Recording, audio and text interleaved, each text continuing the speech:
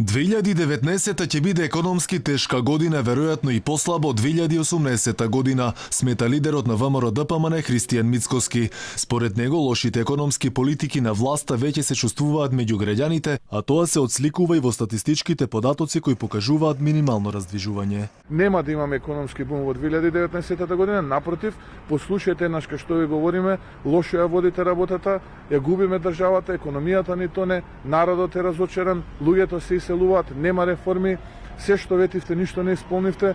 Ајде да седнеме конструктивно да работиме за да можеме да обезбедиме подобар живот за граѓаните. Па макар еве уште една година вие биле влада, по наследните избори да го презентираме пред граѓаните она што имаме да им го понудиме, пони нека одлучат кому ќе дадат довербата. Нема ништо и од ветувањата за нови инвестиции, смета Мицкоски. Народната банка веќе прокнижи одлив на речиси 6 милиони евра во третиот квартал. Ваквата ситуација се гледа и на терен.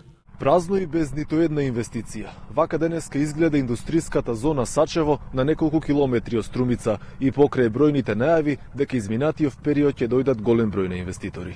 Струмичката зона која речиси празна ја посети лидерот на ВМРО-ДПМН. Години потоа, оваа зона е празна, нити една фабрика немаме, нити едно ново вработување.